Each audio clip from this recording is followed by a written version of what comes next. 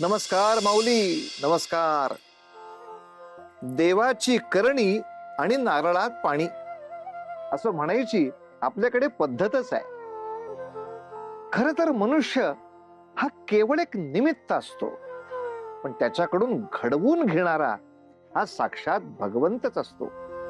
जसं लढाईच्या वेळी अनेक वार सहन केलेल्या योद्ध्याला एकदा संधी मिळते की शस्त्र उगारून युद्ध जिंकायचं, पण ते बळ, ते साहस, तो विश्वास हे साक्षात भगवंतच त्याला देत असतो. खरंय, पराभवाचा चेहरा बघून आलेला हा योद्धा अंगात वीरश्री असल्यासारखा लढू लागतो. त्याची परमेश्वरावरची श्रद्धा इतकी प्रामाणिक असते की स्वतः ईश्वर त्याच्या मदतीला येतातच. काय झाले प्रधानजी? काय म्हणालास? प्रधानजी विसरलास का कोण आहे मी? या साम्राज्याचा महाराज आहे मी. कोण महाराज? कोण आहे हा देवव्रत? आधी याला कोण ओळखत तरी होतं का? आणि आज आज आयत्या बिळावर नाग बनून मलाच लसू पाहतोय?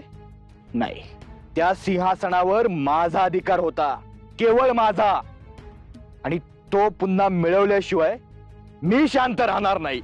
अहो, पण ते कसं शक्य होणार? कारण ती घटिका आता आपल्या हातातून निघून गेली आहे. हे राजकीय डावपेच आहेत, तुला नाही कळणार. आज मी पराभूत आहे, पण उद्या उद्या हे चित्र पालटेल हे निश्चित. मी अशी एक खेळी रचेन की ज्यात समस्त प्रजा, सेवक आणि त्याच्या हाताखालची मंडळी सुद्धा त्याच्या विरोधात जातील, आणि आपल्या हातून सत्ता कधी आणि कशी गेली हे त्याला समजणार देखील नाही.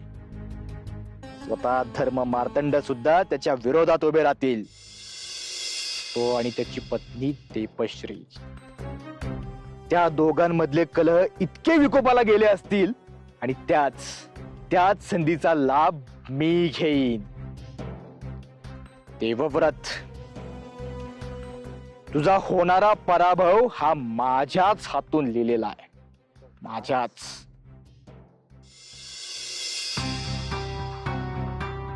दीपश्री, मला तुझा क्रोध समजतो आहे, परंतु सत्य काय हे जाणून न घेता त्या परिस्थितीवर भाष्य करणे कितपत योग्य आहे? आणखी काय सत्य हवे आहे आपणास? कसला पुरावा हवा आहे?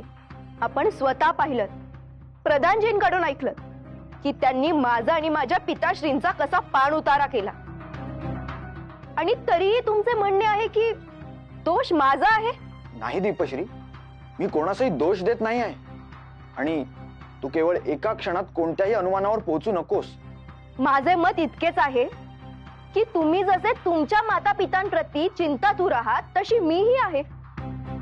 मग मी त्यांचा हा अपमान का सहन करावा?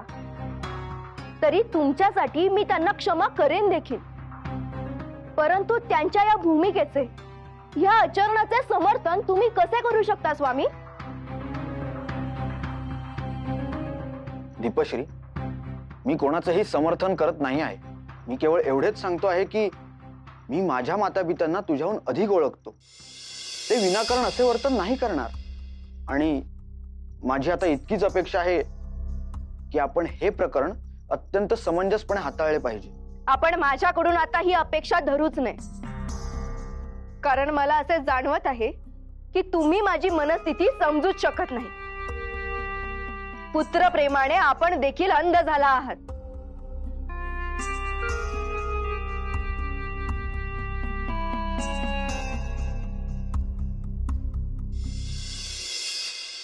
ऐका, या मंदिरातील लोकांचे दर्शन बंद करा.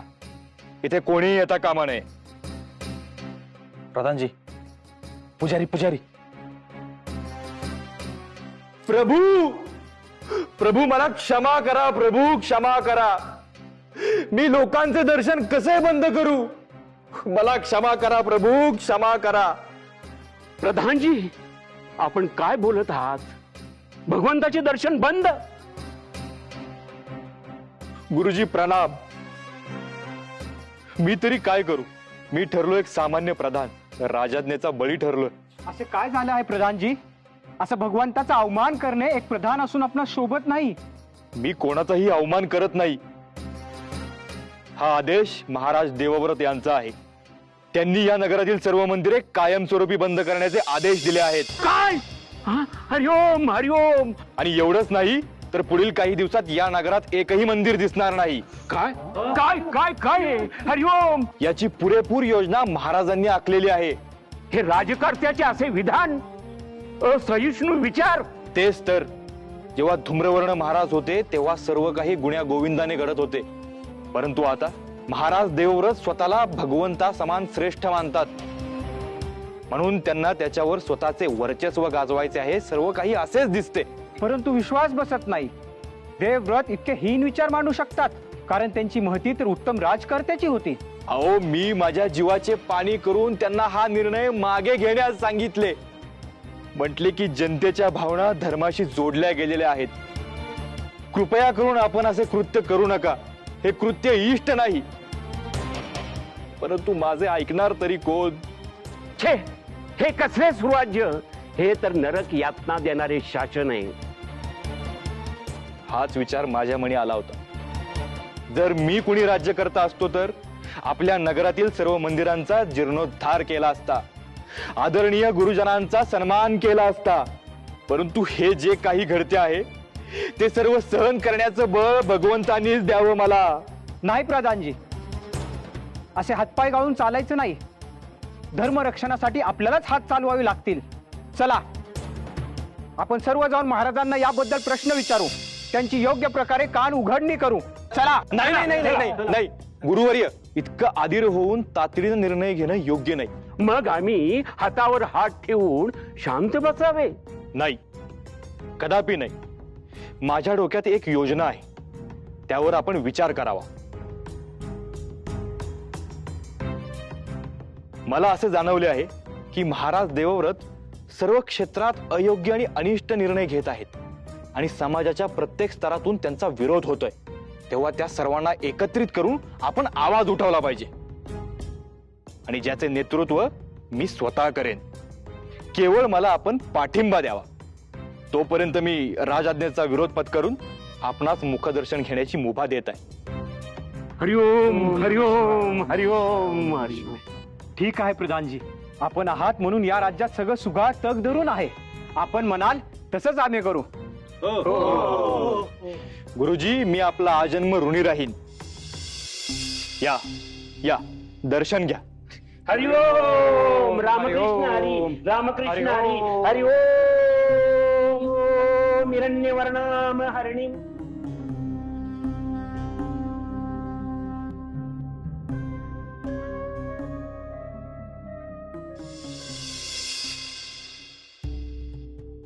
प्रणाम महाराज. काय झाले? आपण मला इतक्या तातडीने बोलवलं? प्रधानजी, हे काय घडते आहे राज्यात? दररोज काहीतरी नवीन संकट समोर उभे राहते आहे. आता जर आपण सर्व व्यापाऱ्यांशी चर्चा करून ठरवले होते की व्यापारी कराचे नियोजन कसे केले जाईल, राज्याचा महसूल कसा निर्माण केला जाईल आणि त्यात त्यांचे सहकार्य कसे असेल, आणि हे सर्व त्यांना देखील मान्य होते. परंतु तरी देखील राज्यातील व्यापार अजूनही ठप्प का? आणि असे का समजते आहे की परराज्यात जाणारा व्यापारी मार्ग वापरणे बंद झाले आहे? त्यामुळे आवक जावक मंदावली आहे, रोजगार कमी झाला आहे. प्रधानजी, असेच चालू राहिले तर राज्य कसे चालवावे? महाराज, महाराज मी तरी काय करू? मी हीच चर्चा करायला त्यांच्याकडे गेलो होतो. परंतु मला तिथे जे अनुभव आले ते पाहून मी हादरून गेलोय. सर्व व्यापारी बंधूंनो ऐका. आजपासून महाराजा देवव्रत यांनी हा व्यापारी मार्ग बंद केला आहे. आणि तरी पण जर तुम्हाला हा मार्ग वापरायचा असेल तर तुम्हाला कराची रक्कम ही तिपटीने भरावी लागेल. तिपटीने? अहो, हा तर अन्याय आहे. हा तर अन्याय आहे. अहो, स्वतः महाराजांनी हा कर अर्ध्याहून कमी केला आहे. अहो, पण आता अचानक शब्द कसे फिरवले त्यांनी? शब्द कसे फिरवले? महाराजांचा आदेश आहे, त्याला मी तरी काय करणार? आता आमच्यावर उपासवारीची वेळ येईल. तेच सांगतोय मी तुम्हाला. तुम्हाला जर हे धोरण पटत नसेल तर तुम्ही हा मार्ग वापरणंच बंद करा. त्यांना चांगला धडा शिकवा. मग काय करतील ते? हं? आलं का लक्षात? हो हो हो, असंच करावं लागेल. आम्हाला इतर मार्ग शोधावा लागेल, पण हा राजमार्ग नको. चला रे. बरोबर आहे. चला चला चला.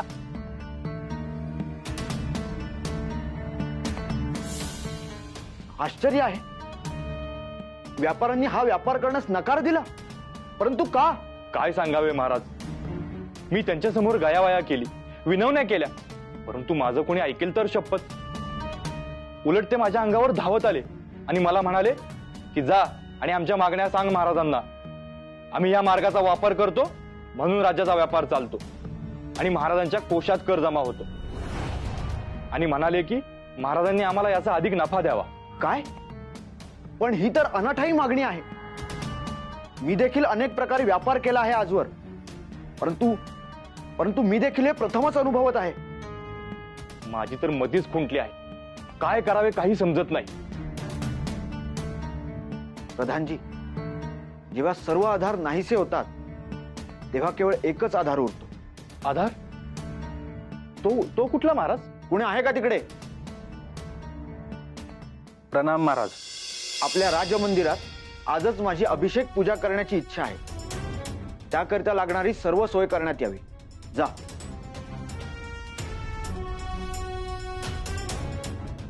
आता या सर्व प्रश्नांची उत्तरे स्वतः भगवंतच आपल्याला देतील.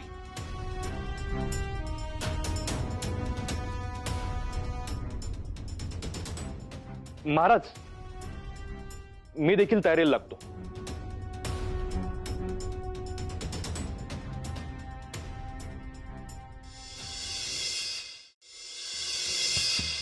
महाराज, तुम्ही सांगितल्याप्रमाणे सर्व सामग्री घेतली आहे आणि भगवंतांच्या अभिषेकासाठी मुबलक दूध आणि पंचामृत सज्ज केले आहे. महाराज, महाराज, एक मोठी समस्या उद्भवली आहे. समस्या? कुठली समस्या? आपण आता मंदिरात प्रवेश नाही करू शकत. काय? कोण आहे जे आम्हास तेथे जाण्यापासून मज्जाव करेल? समस्त प्रजा. काय विपरीत घडले माहित नाही, पण प्रजेचा असा सूर आहे की कोणीही आपणास मंदिरात प्रवेश करू देणार नाही. आपल्यावर त्यांचा प्रचंड रोष निर्माण झालाय. परंतु का? आपण तर असा कुठलाच निर्णय घेतला नाही जो त्यांच्या अहितासाठी कारणीभूत ठरेल. तरीही असे का घडते आहे? मला देखील हाच प्रश्न त्रास देतोय महाराज. आपण त्यांच्या सोबत पित्या समान वागता, त्यांची काळजी घेता, त्यांचे संगोपन करता, तरीही त्यांनी असा विरोध दर्शवावा, आपणाच आव्हान द्यावे, इतकी मजल गेली त्यांची.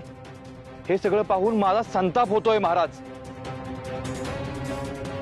मनात असा विचार येतोय की आपण त्यांचा विरोध मोडीत काढण्यासाठी सैनिकी कारवाई करावी, तेव्हाच हे ताळ्यावर येतील. अगदी योग्य. प्रधानजी योग्य सुचवत आहे. मी तर म्हणते आपण आतापासूनच ही कारवाई करायला हवी, म्हणजे परिस्थिती नियंत्रणात येईल आणि आपल्या प्रती त्यांच्या मनात धाक निर्माण होईल. आपण देखील होकार द्यावा माझ्या योजनेला आणि हा निर्णय घ्यावा, म्हणजे राज्यात तुफळी माजेल, अराजक माजेल, राजा आणि राजा यांच्यात कलह निर्माण होईल, लढाई होईल. तिचा लाभ घेऊन मी राजावर हल्ला करेन आणि मग तो देवळात नाही देवाकडेच जाईल. जशी आज्ञा राजकुमारी. मी तात्काळ आपल्या सैन्याला आदेश देतो. नाही प्रधानजी, आपल्याला हे पाऊल उचलून नाही चालायचे. पण महाराज हा एकमेव उपाय आहे ह्या समस्येवर तोडगा काढण्यासाठी. प्रधानजी नाही, कोणताही प्रश्न हा केवळ हिंसेने नाही तर चर्चेने देखील सुटतो. परंतु महाराज, आता ती करण्याची वेळ राहिली नाही. आजवर कुठल्याही प्रजाजनाने राज्यकर्त्यावर असा मज्जाव केला नव्हता. याचे सडेतोड उत्तर द्यायलाच हवे. नाही, माझे ऐका, मला हे मान्य नाही. मला थोडा अवधी हवा आहे शांतपणे विचार करायला. मला थोडा विचार करू दे.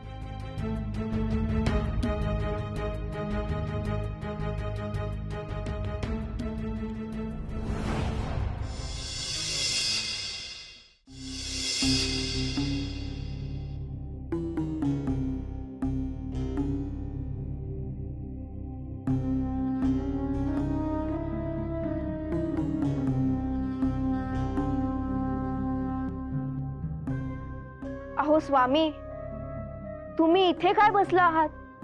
परिस्थिती काय आहे आणि तुम्ही काय करता आहात? हे बघ, मला काही काळ शांतता व एकांत हवा आहे.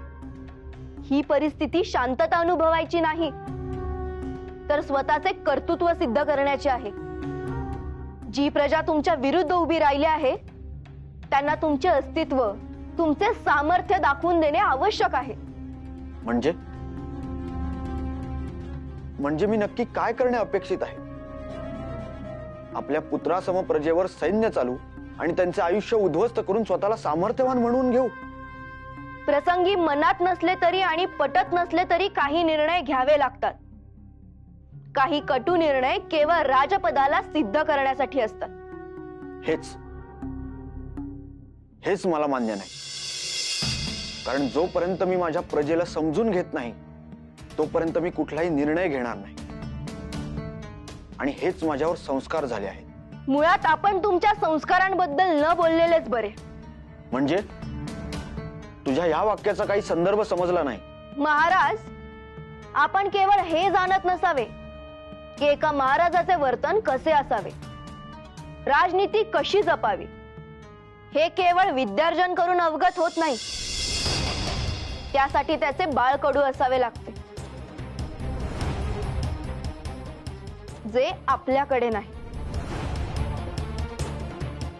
कारण आपण मुळातच कुठल्या राजघराण्याचे वारसदार नाही.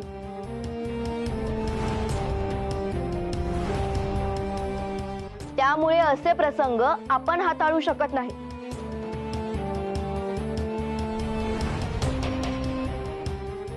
हे बघ, मी आता तुझ्याशी कुठल्याही गोष्टीवर वाद घालू इच्छित नाही. मला माझ्या इच्छाशक्तीवर व भक्तीवर पूर्ण विश्वास आहे आणि ते मला जोपासायचे आहे. मला आता भगवंतांची पूजा करायची आहे. त्यामुळे तू इथून निघून गेलीस तरी चालेल.